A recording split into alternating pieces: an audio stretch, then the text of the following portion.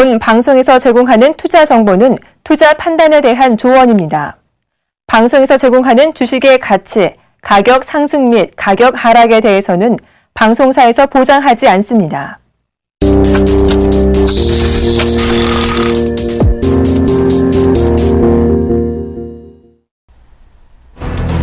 이란의 핵무기와 관련해 미국 등 주요 6개국과 이란이 스위스 로잔에서 막바지 협상을 벌인 끝에 큰 틀의 합의안을 마련한 것으로 보인다고 외신들이 일제히 보도했습니다. 이란의 한 협상 책임자는 오늘 중으로 모든 쟁점에 대한 해법을 결론 낼 수 있을 것으로 믿는다고 말했습니다. 그러나 또 한 차례 이란 핵협상 시한을 하루 더 연장하기로 하면서 핵협상 자체에 반대하는 미국 공화당 반발 또한 커지고 있습니다. 미국 고용 분석업체인 ADP가 집계하는 3월 민간 부문 고용자 수가 전달보다 18만 9천 명만 증가했습니다. 이는 지난 2014년 1월 이후 가장 낮은 수치로 월가 전문가 예상치 22만 5천 명을 밑돈 결과였습니다. 제조업 지표도 2년 만에 최저치였습니다. 미국 공급관리자협회 ISM이 내놓은 3월 미국 제조업 지수는 51.5를 기록해 전달 52.9보다 하락했습니다. 이는 5개월 연속 하락세이자 2013년 5월 이후 가장 낮은 수치였습니다. 건설 지출도 예상을 하회했습니다. 미국 상무부는 2월 건설 지출이 전달보다 0.1% 감소한 9,672억 달러를 기록했다고 발표했습니다. 마켓워치 전문가 예상치 0.1% 증가에 못 미친 수치입니다. 특히 공공부문의 건설 지출이 전월 대비 0.8% 감소한 것이 결정타 역할을 했습니다.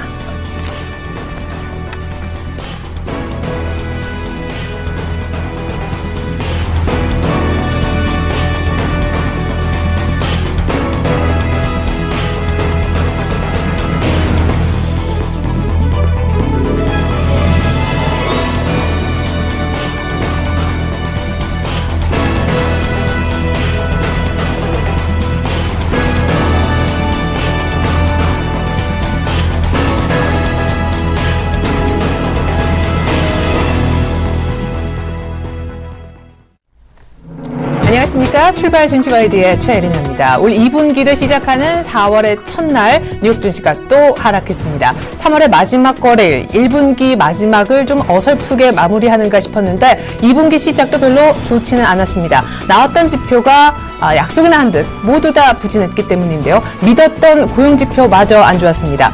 노동부의 고용보고서 발표를 이틀 앞둔 시점에서 ADP라는 민간 부문 고용을 조사하는 한 업체에서 조사 결과가 안 좋게 나온 것인데요. 지금 민간 부문의 고용자 증가 수가 14개월 만에 20만 명도 채 증가하지 못했다고 합니다. 18만 9천 명 정도밖에 증가하지 않은 것이 일단 하락의 분위기를 만들었고요. 건설 지출도 예상 밖의 감소세를 보였으며 제조업 지수는 3월 ISM 집계 기준으로 해서 2년 내 최저였습니다. 자, 미국 증시 얼마나 빠졌는지 다시 한번 확인해보죠. 다우존스 산업평균지수 그리고 대형주 중심의 S&P 500, 기술주 중심의 나스닥 3대 지수 모두 역시 나란히 0.4%씩 밀리는 모습입니다. 마디지수에서 점점 더 간격을 벌리는 그런 모습을 보여주고 있네요. 자, 이번엔 유럽을 한번 보도록 하죠.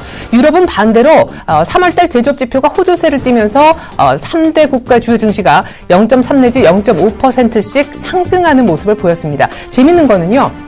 뉴욕은 오히려 하락폭이 깊었던 것에 반해 마감가는요 낙폭을 조금 줄이면서 끝냈다는 점이고요. 유럽은 분위기가 굉장히 좋았다가 오히려 윗꼬리가 조금 달리는 그런 모습이었습니다. 뉴욕은 밑꼬리, 유럽 증시 윗꼬리가 차트상 보여지는 것도 특징이 되겠습니다. 이번엔 유가를 한번 체크를 해보죠.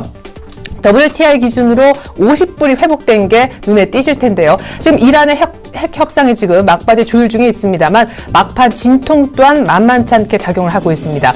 참 재밌는 부분은 유가의 향방이 될 텐데 잠시 후 경제학자에게 듣는다 시간에 저희가 유가의 향방도 점쳐보도록 하겠습니다. 출발 증시 와이드 시작합니다.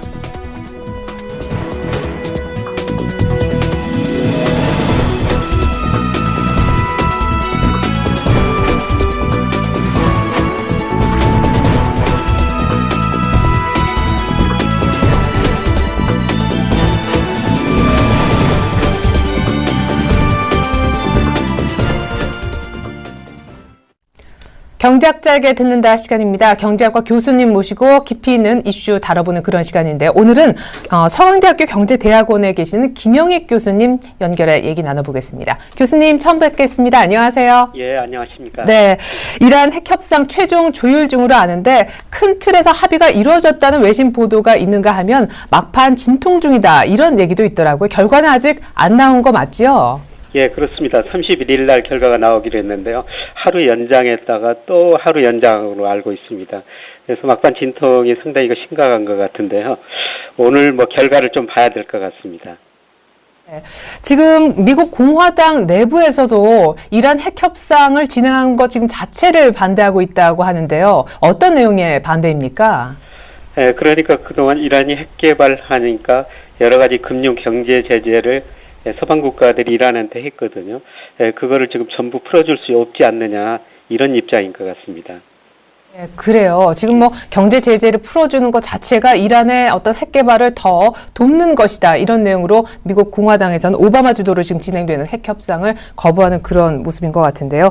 만약에 핵 협상에 어떤 타결이 되게 된다면 유가는 어떤 모습을 보일지 궁금합니다. 아닌 게 아니라 지금 예멘 사태가 진행 중이면서 유가가 뛸 줄 알았는데 바로 이 이란의 핵 협상이 타결되면 공급량이 늘어나면서 유가가 하락할 것이다 라면서 유가가 빠졌었는데 간밤에는 또 올랐거든요. 이 유가의 향방을 좀처럼 예상하기가 어렵습니다.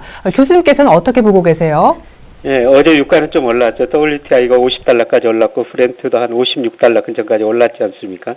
이건 어제는 핵협상 타결이 좀 지연됐다. 그리고 달러가 조금 약세를 보였었습니다. 그 영향인 것 같고요. 근데 유가가 지금 저점을 쳤느냐 이게 가장 큰 이슈 같은데요. 아직 좀 떨어질 여지는 남아있다고 보고 있습니다. 우선 큰 수요 공급 측으로 보면은 중국 등 신흥국 경제 성장률이 지금 많이 둔화되고 있거든요. 그래서 전반적으로 수요가 위축되고 있는데다가 공급량은 많이 늘고 있어요. 오페크도 생산량을 늘리고 있습니다만은 특히 미국이 셀가스를 계속 생산을 늘리고 있지 않습니까? 어제 통계 보니까 미국이 오페크에서 오일을 수입하는데 28년 만에 그 최저치를 기록했다. 이런 통계들이 나오고 있습니다.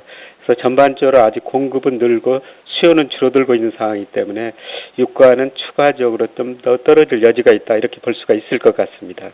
예, 그럼 유가가 바닥을 아직 치지 않았다라는 얘기신데요. 반등 얘기는 그럼 일단 접고요. 어디까지 더 밀릴 수 있나요? 글쎄요, 여기서 많이는 떨어지지 않을 것 같은데요. 네, 그렇죠. WTI 기준으로 한 40달러 근처까지는 떨어질 수 있다고 보고 있습니다. 2009년 3월 달에 한 30달러대까지 떨어졌었는데요. 그 수준은 아니지 않을까 그렇게 내다보고 있습니다.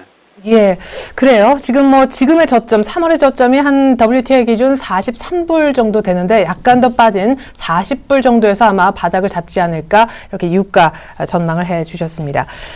미국 증시 최근에 참 허덕이고 있는데 어닝 시즌 얘기는 잠시 후에 하도록 하고요. 경기 둔화 우려도 참 그 가운데 하나의 고민인 것 같습니다. 간밤에 나온 지표들이 일제히 안 좋았는데 특히나 믿었던 고용, 민간 고용이 조금밖에 늘지 않았더라고요. 예, ADB에서 민간 고용을 발표하죠. 전문가들이 3월 고용이 한 22만 5천 개 정도 증가할 것이다. 이렇게 추정을 했었는데요. 네. 실제로는 18만 9천 개 증가했습니다. 2004년, 작년 1월 이후 처음으로 20만 개 이하죠. 근데 내용을 보니까 좀 유가가 하락하다 보니까 에너지 부분에서 고용이 좀 감소하고요.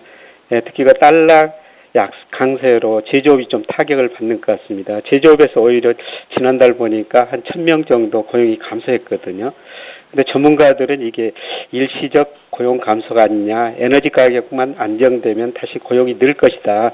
이렇게 전망한 것 같습니다만 제 생각에는 그게 좀 낙관적인 전망이지 않을까. 미국 경제 지표들이 여러 가지로 둔화되고 있거든요.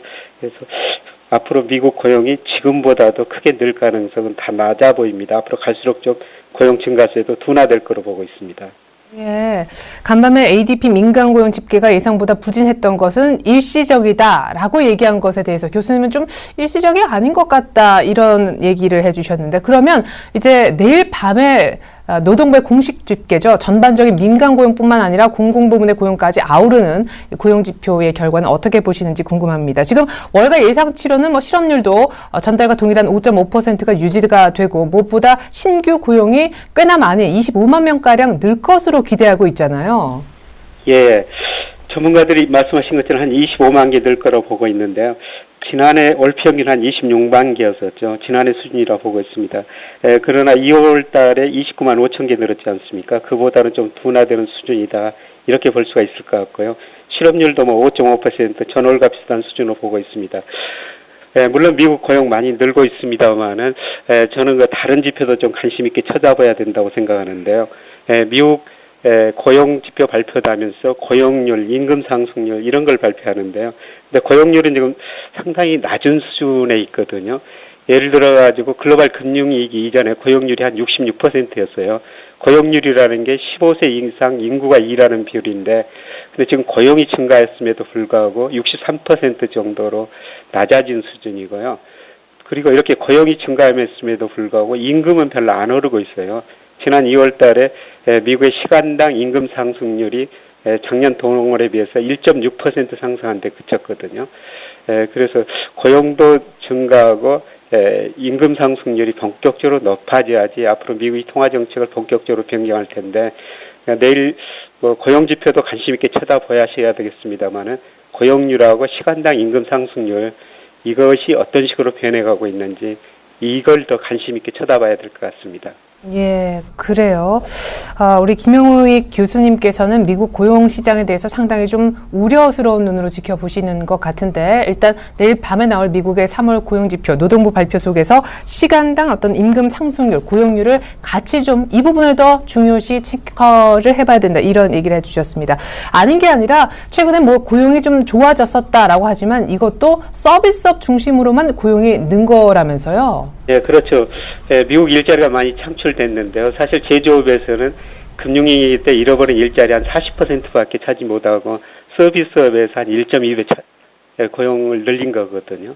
그래서 뭐 우리나라도 시사한 바가 큽니다만은 사실 그 제조업에서는 일자리가 그렇게 창출하기 쉽지 않고 서비스업에서 계속 일자리를 창출해야 되는데, 과연 미국 서비스업 경기가 지금보다도 계속 더 좋아질 것인가, 여기에는 약간의 의문이 있습니다. 그래요. 미국의 고용 관련된 우리 김영우 교수님의 뷰 들어봤습니다. 미국의 어닝 시즌 얘기를 좀 해보고 싶은데요. 어닝 시즌을 앞두고 투자자들이 두려움에 떨고 있다고 합니다. 아닌 게 아니라 S&P 500 순이익이 상당히 그 기업들의 이익이 많이 꺾일 예정이라고 하는데, 그 중심에는 에너지 기업들의 순이익이 급감할 거라는 얘기가 있더라고요. 놀랍지는 않은 것 같아요. 유가 때문이죠. 예, 그렇죠. 에너지 기업들이 상당히 이익이 별로 안 좋은 것 같습니다.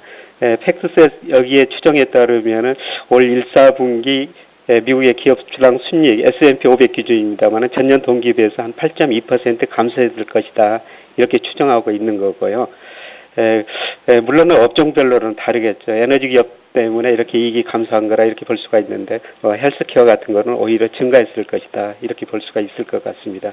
그런데 이제 문제는 미국 주가가 최근 조정을 보이고 있는데, 제가 보기에는 경제 지표에 비해서 너무 많이 오른 것 같아요. 제가 미국 주가를 미국의 고용, 소매 판매, 이런 거 산업 생산, 이런 주요 경제 지표에서 추정해 보면 미국 주가가 한 25% 이상 경기에 앞서가고 있거든요. 미국 주가가 이 정도 앞서간 거는 99년 말에서 2000년 초에 소위 IT 거품이 있지 않습니까? 그 수준이에요. 그래서 그동안 미국이 금리를 거의 0% 유지하고 세 차례 걸쳐가지고 엄청난 통화를 풀다 보니까 주가가 지금 경기에 너무 앞서가고 있다. 거시경제 지표도 최근 둔화되고 있지만은 기업 수익, 미시적 측면에서 예상보다 낮게 나오면은 주가가 비교적 큰 폭으로 한번 조정을 받을 수도 있다, 이런 전망을 해봅니다. 예, 미국 실질적으로 경기가 별로 좋지 않은데 주가가 너무 앞서 오른 감이 없지 않고, 앞서 말씀하신 내용하고 종합해 보면은 고용도 사실 앞서 굉장히 좋게 나온 것처럼 보였지만 고용 지표마저도 별로 좋지 않아 보인다라고 내부적으로 질적으로 그런 평가를 하셨는데, 그러면 교수님 추가 질문을 좀 드리자면요, 미국의 어떤 기준금리 인상은 올해 안에도 어렵다, 이런 비로 보실 것 같아요. 어느 정도 예상하세요, 개인적으로요? 금리는 0%가 비정상적이거든요. 네. 비정상 총화 정책을 정상화하는 차원에서 약간 올리리라고 생각합니다. 그러나 많이는 올리지 못하고요. 6월에서 9월 사이에 비정상적인 0% 금리를 정상화하는 과정에서 뭐 0.25% 정도 올릴 수 있다고 생각하는데, 앞서 말씀드린 것처럼 지금 경제 지표가 전반적으로 예상보다 나쁘고 둔화되는 추세이기 때문에 인상폭은 아주 소폭에 그칠 거로 보고 있습니다. 그래요. 옐런 의장도 뭐 점진적이라는 표현을 여러 차례 썼으니까 6월에서 9월 사이 정도 금리 정상화가 시작이 될 거는 같다. 이런 얘기 해주셨습니다. 중국의 제조업 지표가 어제 발표가 됐잖아요. 중국 국가 이제 공식 집계 기준으로 제조업 경기가 석 달 만에 확장세로 진입을 했는데 어떻게 평가하세요? 사실 중국은 지금 경기가 좋지 않다면서 여러 카드를 준비하고 있는 그런 상황이잖아요. 예. 3월 뭐 국가통계국 PMI 보니까 50.1로 50을 약간 넘었더라고요. 그래서 미국 제조업 경기가 중국 제조업 경기가 좀 좋아진다 이렇게 볼 수가 있는데요. 근데 중국 경제도 전반적으로 둔화되고 있어요. 올해 그 7% 성장을 목표로 하고 있습니다만은 지금 고정투자 둔화되고 중국 사람들이 그렇게 소비를 많이 늘리고 있지는 않은 상태거든요. 그래서 성장률이 7% 아래로 떨어질 수가 있고요. 근데 문제는 중국 물가가 매우 안정적이라는 겁니다. 7% 성장하는 나라에서 지난 2월달 소비자 물가 1.4%였는데요. 이 정도면은 중국도 거의 디플레이션 압력이 굉장히 높다.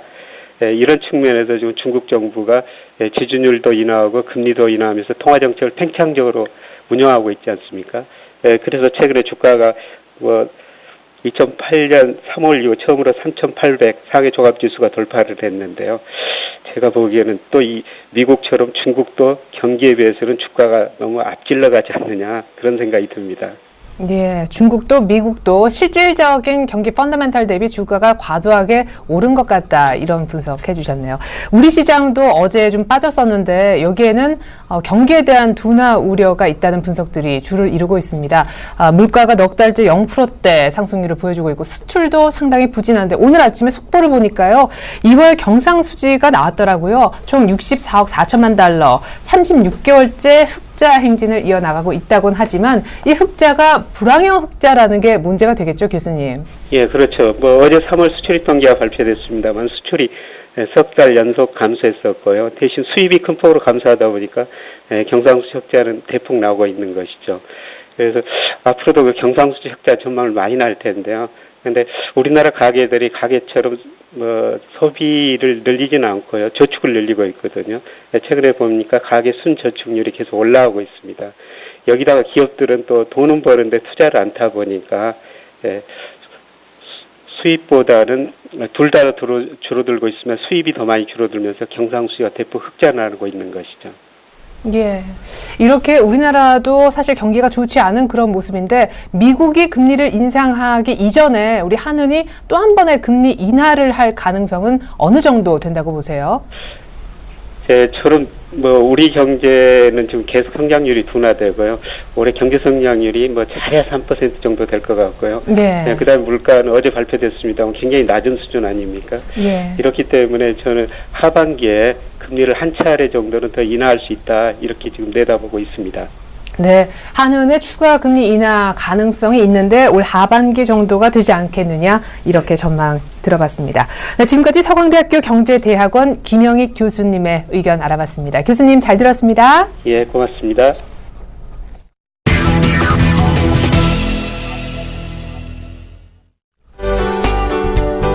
안녕하십니까. 신문 읽어주는 남자 예병훈 멘토입니다. 자, 전일 제가 신문을 읽어드리면서요, 여러 가지 종목들을 좀 짚어드렸죠.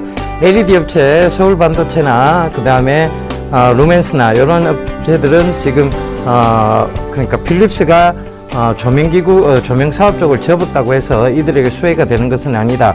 결과적으로 그들이 지금 넘겼던 업체가 중국 쪽에 그리고 미국 쪽에 베이스를 둔 업체이다. 그렇다면 그것은 결과적으로 악재가 될 가능성이 높다는 얘기를 들었는데 전에 서울반도체가 훅 빠졌어요. 그죠? 그러니까 이 신문이 얼마만큼 여러분들 중요한가를 계속 얘기를 해주는 겁니다. 그래서 어제 말씀드렸던 종목군들은 또 대다수 상승을 했어요. 그러니까 올라간다와 떨어진다가 명확하게 보이는 신문, 그것이 서울경제신문이고 여러분들이 꼭 시청을 하시면서 이걸 어떻게 해석할 것이냐에 대한 부분은 저한테 맡겨두시면 되겠습니다. 제가 그것을 색다른 시각으로 여러분들을 해석해서 주식에 어떻게 연계시키는지를 여러분 명확하게 계속 제시를 해드리도록 하겠습니다. 이 신문 강좌에 대한 아쉬움을 좀 나타내시는 분들이 많아서요. 제가 다음 주에는 이 신문 강좌를 하고 신문 읽어주는 남자 프로그램 하고 난 다음에 9시부터 장이 열리는 시간부터죠. 9시부터 10시까지 1시간 동안 모자라는 부분, 즉 말씀드리지 못했던 부분들을 공개 강좌를 통해서, 온라인 강좌를 통해서 여러분들께 좀 충족시켜 드리고자 합니다. 일주일간은요 계속 진행이 되니까 여러분들 들어오셔서 이걸 어떻게 이런 식으로 해석할 수 있구나라는 것을 한번 몸소 조금 느껴보셨으면 좋겠습니다. 자, 서두가 길었는데요. 바로 오늘 이제 외신과 그리고 국내 최대 경제일간지 서울경제신문을 살펴보면서 얘기 이어가도록 하겠습니다. 자, 외신에서 주로 다루고 있는 내용은요, 결국은 이란 핵 협상에 대한 얘기입니다. 이란 뉴클리어 톡에 대한 얘기인데, 자, 이것이 오늘 이제 기대감 좀 있어요. 그런데 이것은 아직 불투명 속에 있습니다. 그러니까 국제유가라는 게 많이 관련되어 있기 때문에 경제지에서 다룰 수밖에 없는 내용인데, 자, 요거와 관련해서 지난밤에 뉴욕 증시와 그 다음에 유럽 증시가 어땠는지 잠깐 살펴보고 가도록 할게요. 다우존스 지수가 소폭 좀 하락을 했습니다. 결국은 불확실성, 증시가 제일 싫어하는 불확실성이 좀 지속되고 있다는 점이 다우존스 지수나 나스닥 지수에 조금 하락을 좀 가져오고 있는 것 같고요. 유럽으로 넘어가 볼게요. 유럽은 여전히 좀 강하죠. 이제 또 독일이 12,000포인트 위를 올려놨어요. 결국은 제가 계속 말씀드렸던 부분이, 유럽의 이런 양적 완화에 대한 부분들은 결국 페리티 시대가 왔다는 얘기고, 그 페리티 시대를 이끌어오면서 독일이 가장 큰 지금 수혜를 받고 있지 않느냐. 독일하고 일본의 가장 큰 지금 경제 성장의 공통점을 본다면, 경제를 지금 회복시키는 공통점을 본다면, 그들은 양적 완화를 통해서 그 다음에 가격 경쟁력을, 그들의 제품 가격 경쟁력을 가졌다는 얘기죠. 우리는 지금 그렇지 못했다는 것이 문제고, 그들은 정부와 그리고 중앙은행, 그러니까 유럽과 22가, 그리고 일본은 그 아베와 그 다음에 BOJ의 구로다 총리가 같이 합심을 해서 지금 그들의 기업들의 실적을 좋게 끌어올려 놨습니다. 근데 우리는 왜 그렇지 못할까요? 자, 그 부분이 좀 아쉬운 부분인데, 자, 여기서 중요한 기사라기보다는 재밌는 기사가 하나 있어서 가지고 나와봤습니다, 여러분. 자, 요거 좀 보고 갈게요. 리커싱에 대한 얘기입니다. 홍콩 타이쿤이죠. 그러니까 홍콩의 가장 부자예요, 사실은.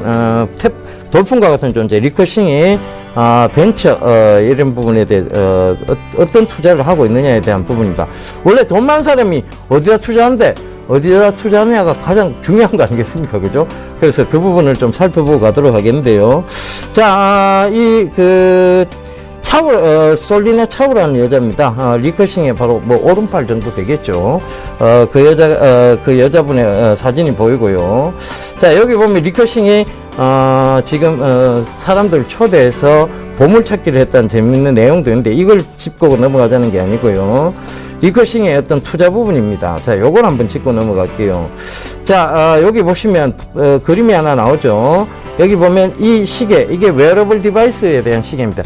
리커싱이 투자한 쪽이에요. 그러니까 이 웨어러블 디바이스인데, 결과적으로 이 시계가 PP팔찌 역할도 할 거예요. 그러니까 뭐냐면 잠습관, 내 수면 습관이 어떤가에 대한 부분하고 여기 내용이 나와 있어요. 그죠? 그리고 헬스 쪽에 그러니까 monitor your sleep이라는 얘기가 나오죠. 그리고 your footstep, 그러니까 당신의 걸음걸이에 대한 부분, 그리고 그런 것들, 그러니까 내가 만복에 비슷한 개념이라고 보시면 되겠습니다. 그죠?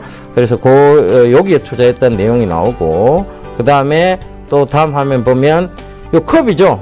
일반 컵이에요. 근데 이게 뭘 하는 컵이냐면, 요 밑에 기사를 살짝 읽어보면 성분을 분석하는 컵입니다. 이런 데다 투자를 하는 거예요.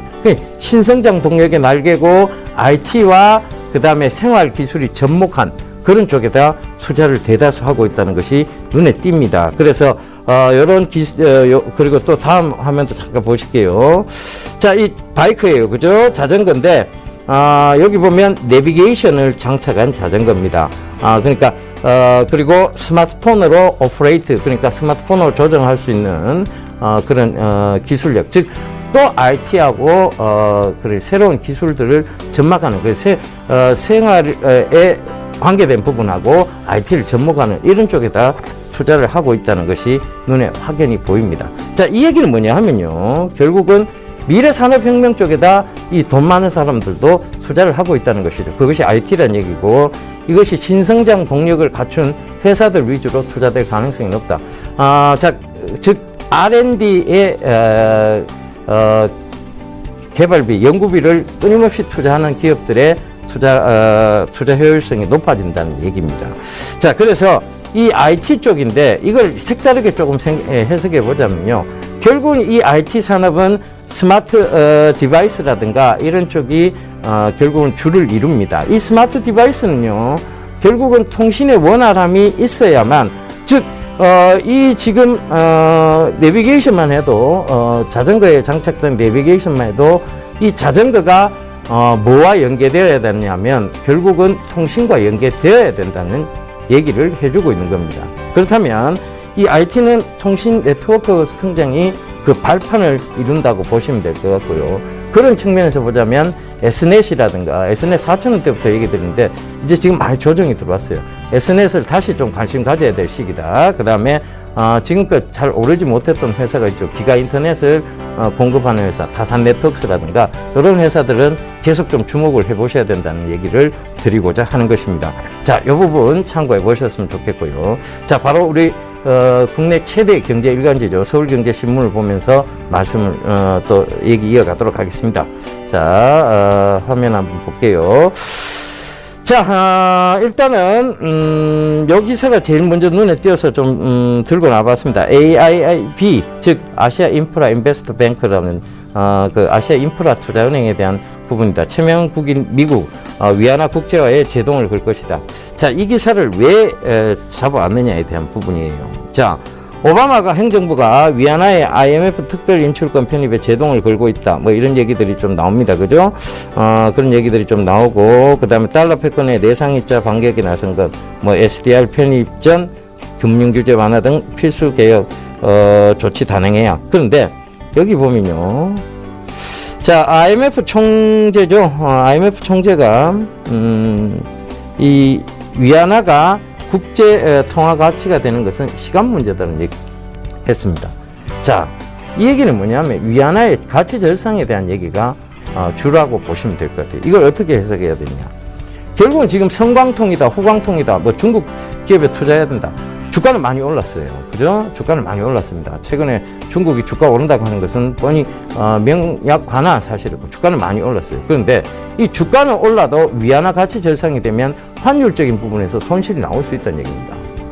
그 얘기를 드리고 싶은 거예요. 그러니까 위험 수준에 다다를 수 있다는 얘기죠. 그래서 그런 부분들을 참고를 해보셨으면 좋겠습니다.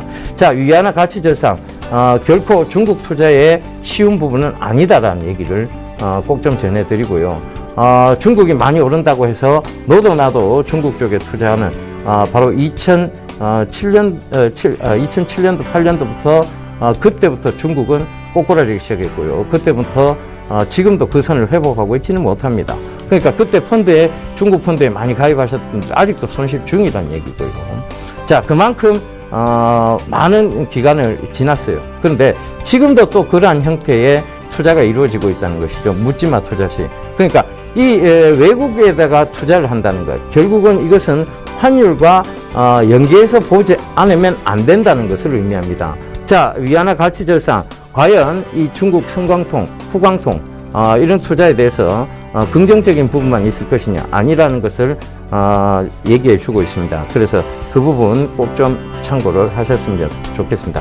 위안화 가치 절상된다면요, 일단 그런 부분, 환율적인 부분에서 손실을 보기 때문에 외국인들도 빠져나갈 가능성이 있습니다. 중국에 투자했던 외국인들조차도 그런 부분들도 참고를 해보셨으면. 주가가 아무리 많이 올라도요, 이제 환율에서 크게 차이가 나버리면 결국은 거기서 본전이거나 아니면 손실이 나올 수도 있다는 것을 아셨으면 좋겠습니다.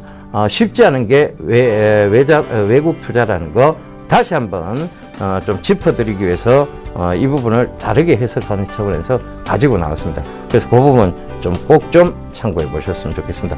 물론 위안화가 국제화되기까지는 아직 시간적 여유는 좀 있어요. 그러니까 너무 지금 급하게 오늘 이 얘기 들었다고 해서 당장 오늘이라도 성광통, 후광통 빼야 돼.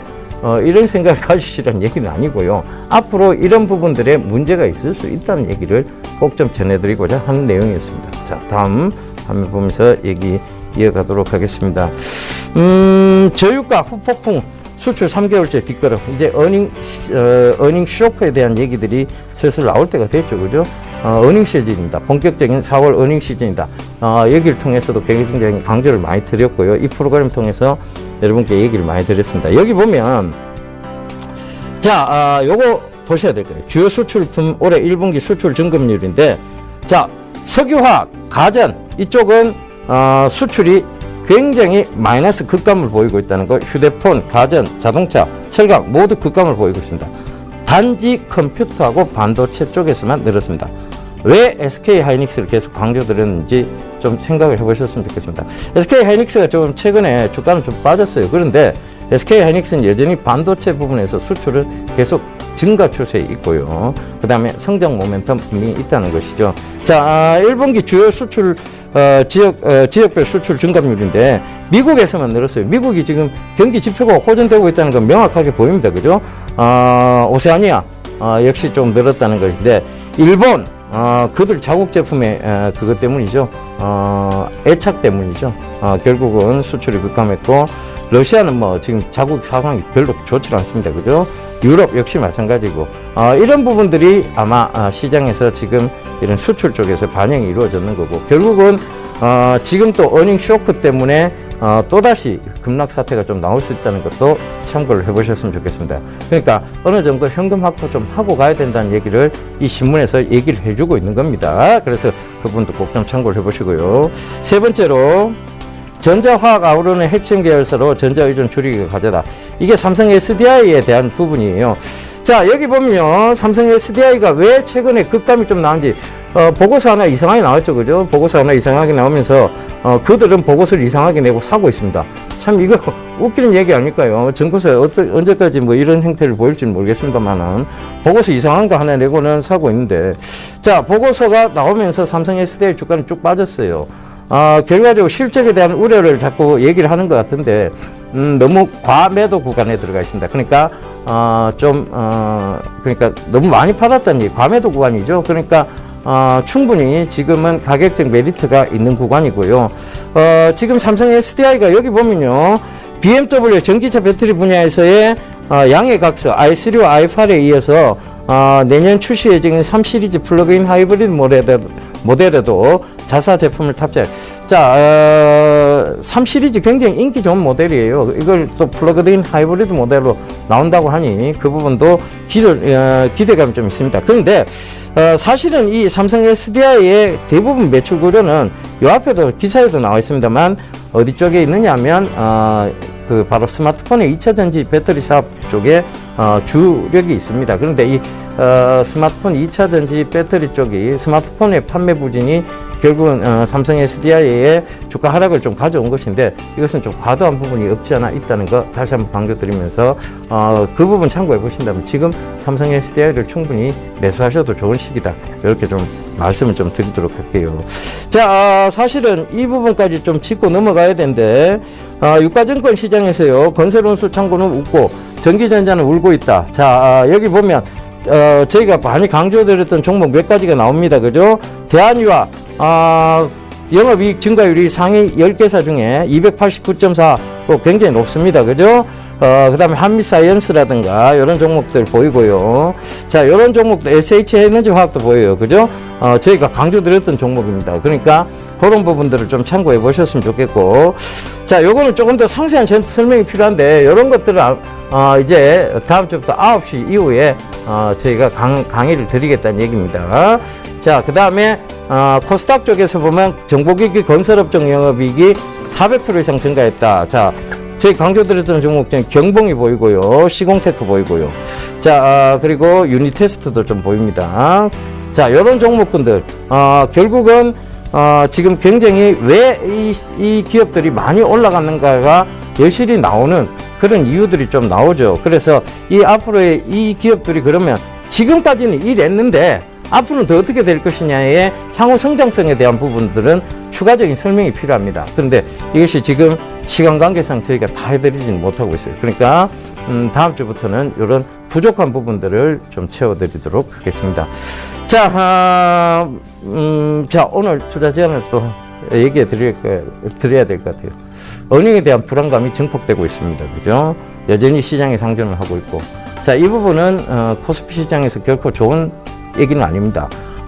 결국은 불확실성의 문제죠.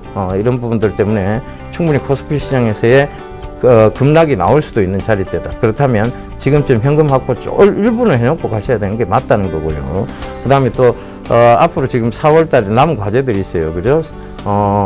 옵션 만기일도 있고요. 그 다음에 금통위 금리 발표도 있고, 어닝 시즌 발표들도 줄줄 이어집니다. 자, 이런 부분들이 아직은 불확실성이라는 것이죠. 그 부분 참고해 보시고. 자, 아직은 여전히 종목 장세로 좀 보셔야 될 것 같습니다. 종목 장세가 지속될 예상을 좀 해드리면서요. 종목적으로 집중해 보는 전략이 여전히 유효하다는 얘기 드리도록 하겠습니다. 자, 여러분 시장 너무 걱정하지 마시고요. 저희 서울경제TV가 있습니다. 저희가 여러분들의 시장 보는 눈에 해안들을 드리기 위해서 더욱더 노력할 것을 약속드리면서 저는 이만 물러가도록 하겠습니다. 하나만 더 얘기 드리고 갈게요. 정재훈 멘토가 여전히 공개방송을 오늘도 진행하고 있습니다. 제가 중간에 잠시 관여를 해서 이 서울경제신문 그리고 서울경제신문의 그 내용들을 잠깐 읊어드릴 테니까요. 공개방송 듣고 계시다 보면 친근한 목소리가 들릴 겁니다. 그게 저라고 보시면 되겠습니다. 자, 저는 내일 인사드리도록 하겠습니다. 감사합니다. 예병군이었습니다.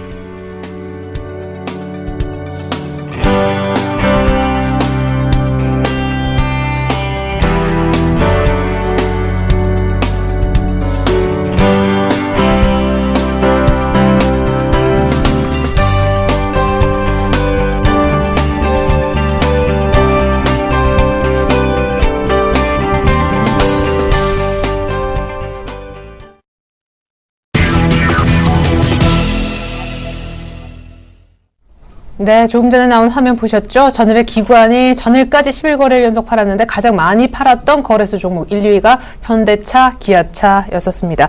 자, 국내 시장 전략 시황의 대과 보시고 짜보도록 하겠습니다. 오늘은 SK증권 영업부 PIB센터에 계시는 이재광 이사님 만나보겠습니다. 이사님 안녕하세요. 네, 안녕하세요. 네, 4월 주식시장 긍정적인 시각으로 본다 하셨는데 뭐 별로 분위기는 좋지 않습니다. 일단 어닝 시즌 본격 돌입하기 전 어떻게 보면 공백기인데 어떤 경기 둔화 우려가 지배하고 있는 것 같아요. 미국도 그래서 간밤에 빠졌고 전일 우리 장도 그래서 밀린 측면이 있잖아요. 리뷰부터 해주시죠.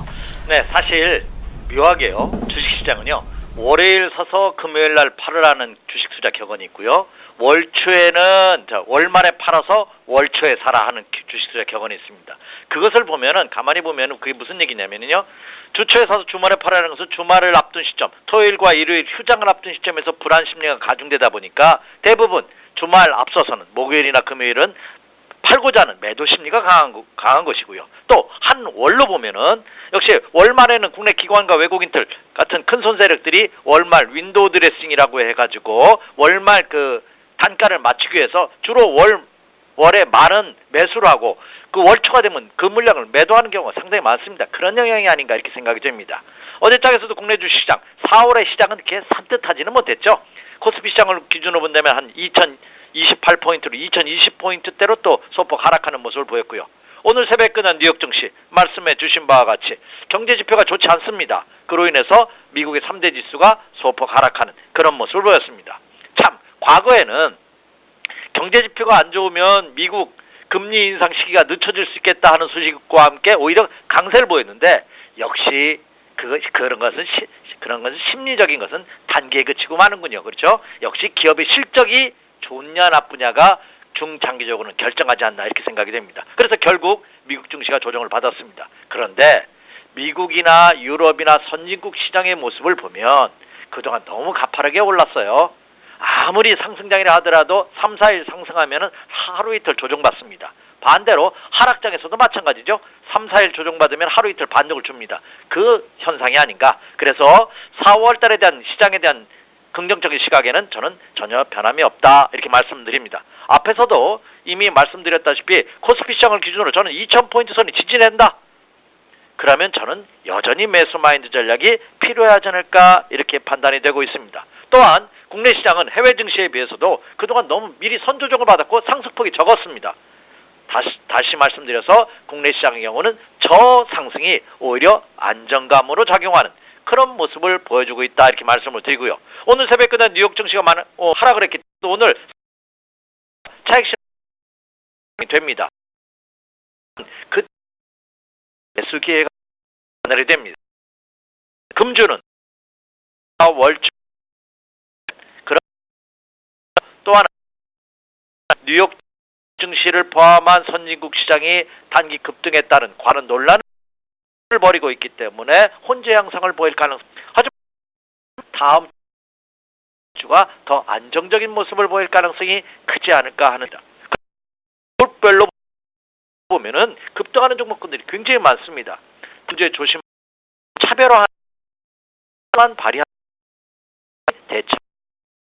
그래서 전일 시장의 동향으로 봐서는 크게 부담스럽거나 그렇죠 우려할 필요는 없다. 미국 다우지수와 유럽의 대표 지수인 독일 닥스 지수의 일봉처럼 그런 있습니다.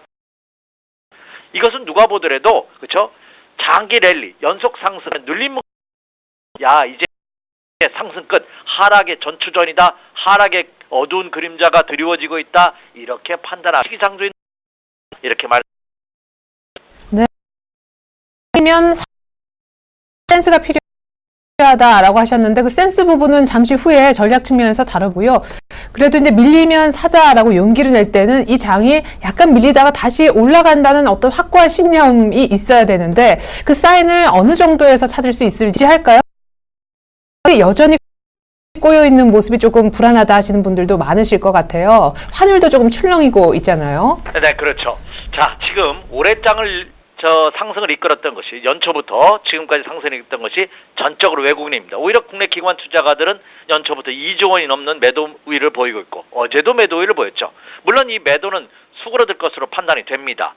그렇지만 국내 기관 투자가들이 이제까지 매도했다는 것이 저는 오히려 다행해진 것이 아닌가 이렇게 생각이 됩니다. 왜? 그만큼 이제는 신규 매수 여력이 충분히 보장되어 있는 모습이 아닌가 생각이 되고요.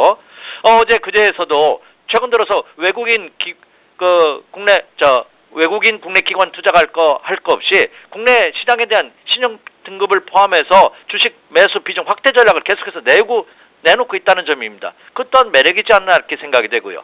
앞서 언급해드린 바와 같이 국내 시장도 코스피 시장을 기준으로 본다면 저는 2000포인트가 아니라 2020포인트 라인에는 지지선이 형성되어 있다고 봅니다. 근데 어제 종가가 2028포인트예요. 그렇다면 한 8포인트 내외 하락을 한다면 지지선이 그 다음에 형성되고 있다는 점은 충분히 여기서 장이 그대로 이탈한다든지 급락의 가능성은 상대적으로 적은 그런 모습이 아닌가 이렇게 생각이 됩니다. 또 하나는 외국인 투자가들의 매수가 4월달 들어서 좀 주춤거리는 것이 아니냐는 우려감이 표명되고 있습니다. 어제장에서도 외국인 투자가들은 소폭 매도 우위를 보이는 거래소, 코스닥 모두 매도 우위를 보였죠. 그러나 그동안 그들이 매수한 것에 비해 보면은 여전히 견고한 모습을 보이고 있다는 점이 큰 매력이 아닌가 이렇게 생각이 됩니다. 그래서 아직까지 수급적으로도 본다 하더라도 자율적인 그동안 상승했다는 견고한 눌림목의 과정 봐도 충분히 됩니다. 이제 정기 때문에 주 위주로 슬림화, 차별화가 필요하다고들 다들 컨센스 그 부분을 구체적으로 적당해져 나면 그런 싶은 그런 장인데 왜냐면 올라가면 또 빠지고 하니까 지난 증권 주 얘기도 참 이 증권업종에 대한 매력은 상당히 큰 것 같아요. 이제는 가벼워졌는데 그것은 증권주뿐만 아니라 대형주들이 대부분 그래요. 과거의 대형주를 기준으로 300억 이하 700억 이상 이렇게 그래서 근데 이것에는 의미가 없지 않을까 생각이 됩니다. 그리고 잠시 후에 다시 언급을 해드리겠습니다만 이제 대한민국 역사를 주식시장 역사를 바꾸는 커다란 표가 하나 생기죠. K탑-30입니다. 6월 말까지 이제 완성이 된다고 하는데 이것이 또 하나의 변화가 일지 않을까, 또 하나의 바람이 일지 않을까 하는 생각을 해봅니다. 그래서 금주 소강률을 보이고 모습을 여전히 중심에 것이 아닌가. 증권업종 좀 쉬어가고 나서 파는 분들이 많은 제가 투자 팁 하나 떠드릴게요. 저는요 팔고 나서 내가 파는 가격 이상으로 올라가는 종목을 굉장히 선호합니다. 그건 또 여러분 그걸 한번 명심하시기 바랍니다. 지금 굉장히 중요한 저는 시기라고 봅니다. 저는 4월 달도 이미 긍정적인 전략을 드렸습니다. 4월 달도 저는 월 초에 매수 전략을 말씀을 드렸고요. 근데 저는 매매를 하다 보면은요, 전문가하고 초보자의 큰 차이점이 뭔지 아십니까? 전문가라고 해서 10종목 선정이 10종목 다 올라가지 않습니다. 전문가도 절반, 50%, 10개 종목을 선정했다면 5개 종목이 올라가는 것도 성공했다고 봅니다. 근데 많은 개인 투자가들 중에서도 10개 종목을 선정해서 5개 이상 올라가는 종목을 선택하시는 분이 굉장히 많아요. 근데 지나고 나서 수익률을 까보면 차이가 납니다. 그 차이는 뭐냐? 소위 말해서 잘하는 선수급들의 그 투자자들은 되는 종목에 집중을 합니다. 10종목 샀는데 5종목 올라가고 5종목은 빠져? 그럼 빠지는 종목은 다 손절 처리하고 되는 종목으로 집중하고요. 이게 선수고요. 또 초보 투자자들은 10종목을 샀는데 5종목 남았어? 남은 건 다 팔고 안 손해본 것은 손해보고는 절대 못 팔아. 나는 단타가 아니야. 나는 장기 투자자야 하는 스스로의 위안을 가지면서 오히려 빠진 종목에 물타기 한다든지 오히려 그쪽 종목을 지속적으로 갖고 있거든요. 이러기 때문에 수익률에서는 큰 차이가 나는 것이 아닌가 이렇게 생각이 됩니다. 자, 다시 한번 정리를 해드릴게요. 그렇다고 본다면 결론은 하나입니다. 어떤 종목을 선정했을 때 내가 그 산 시점이 정확했다면 그것은 사자마자 올라가야 되죠. 그래서 증권업종 같은 경우에 여러분 매도하셨다, 이익션하고 매도하셨다 하더라도 또 간다면 그 종목은 여전히 이 장의 주도주로 자리매김하고 있다 이렇게 말씀을 드릴 수가 있겠습니다. 그리고 여전히 실적도 수반되고 있고요. 그렇다고 본다면 증권업종에 대한 상승은 아직 끝나지 않고 진행 중이다 이렇게 말씀을 드릴 수가 있겠습니다. 그 얘기인즉슨 증권주를 보유하고 계시다면 조금 더 비중을 높여봐도 좋을 듯하고요. 이미 파셨다면 다시 한번 재매수 타이밍을 노려보는 것도 괜찮다 싶습니다. 네, 그렇습니다. 예, 되는 종목으로 집중하는 우리도 선수급의 센스를 좀 가져봤으면 좋겠네요. 이재광 이사님 감사합니다. 네,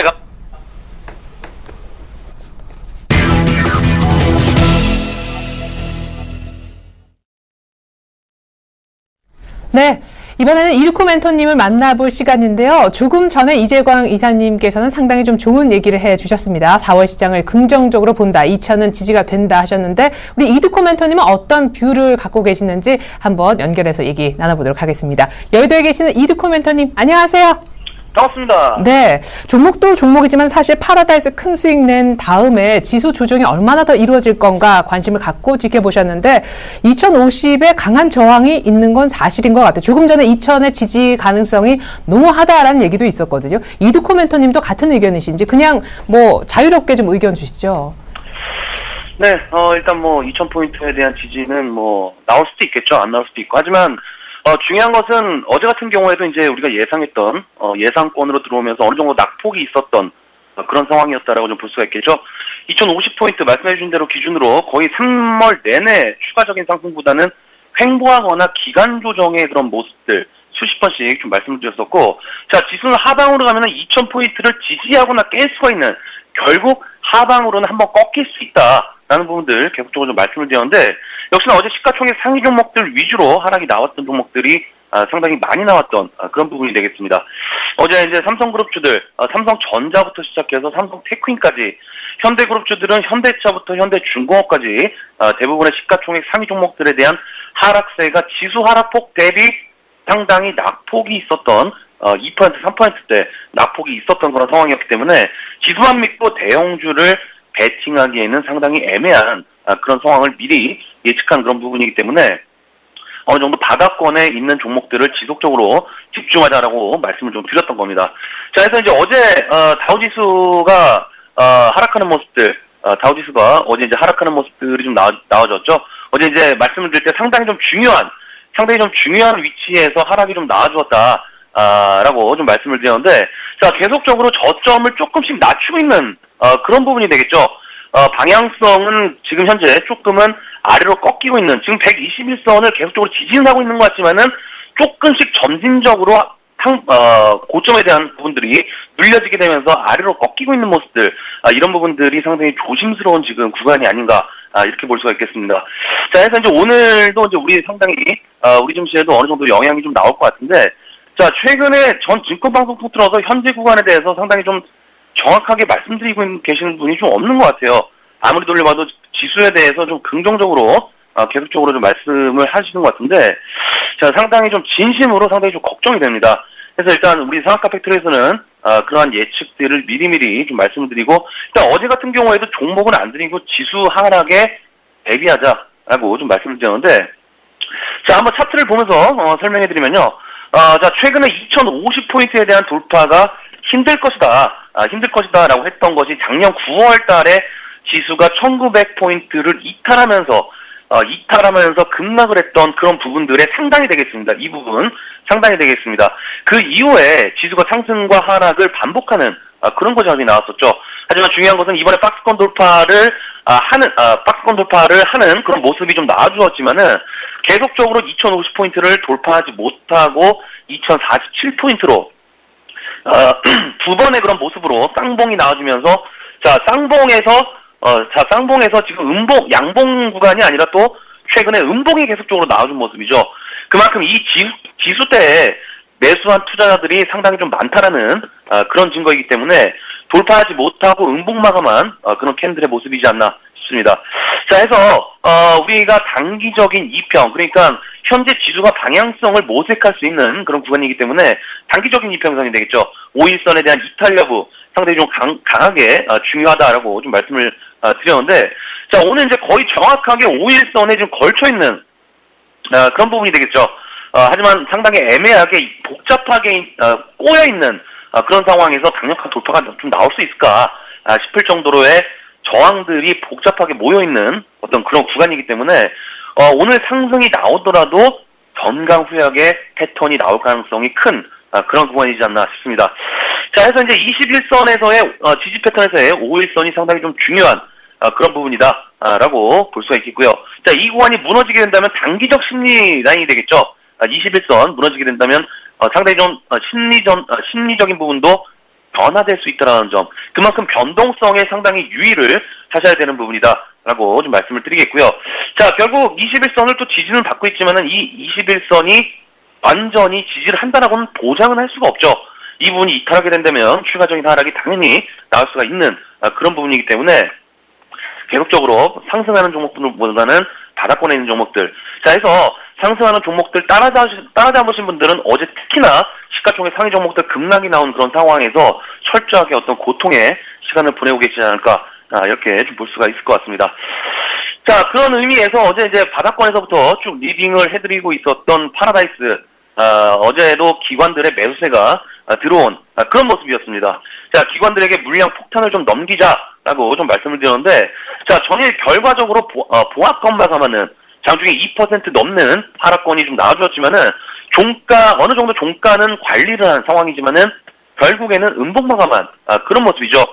해서 오늘 정도에는 기간 조정으로 옆으로 기든 아니면 단기적인 피로감에 대한 가격 조정이 나오든 결국 조정권에 대한 구간으로 진입을 한 어떤 그런 상황이기 때문에 이 종목을 장기로 보유하고 계신 분들은 지속적인 보유 의견, 그리고 우리 상한가 팩토리대로 트레이딩 관점으로 보시는 분들, 이런 분들은 눌린 매수 진입을 하기 위한 대기로 진행하고 하시면 좋다라는 점 참고하시면 좋을 것 같고요.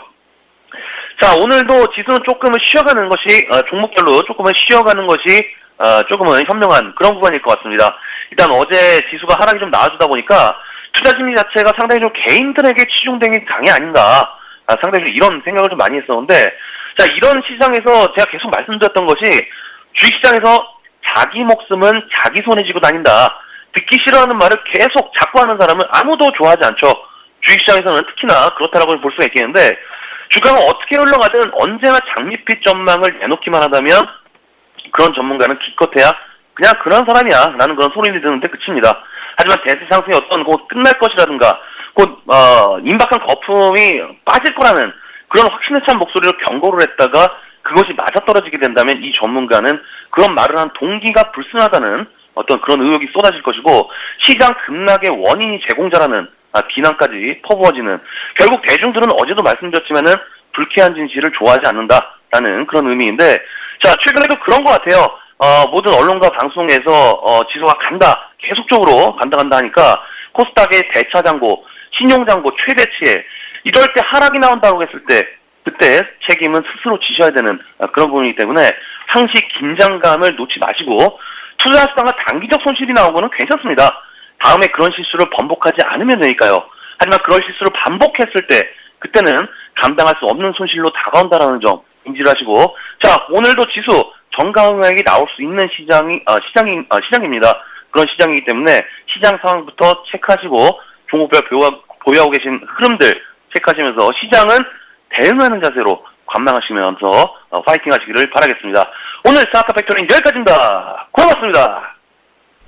네, 조심스럽게 2000선 이탈 가능성까지 제기하시면서 투자 심리가 좋지 않다. 오늘 아침에 반짝 강한 모습일지라도 오후장 들어 밀릴 수 있는 전강 후약 패턴까지 얘기가 나왔네요. 파라다이스는 단기 시세가 난 것 같으니까 장단기 투자 호흡에 따라 전략 달리 가져가셔야 될 것 같습니다. 지금까지 샘플러스 이드코 멘토님의 의견 들어봤습니다.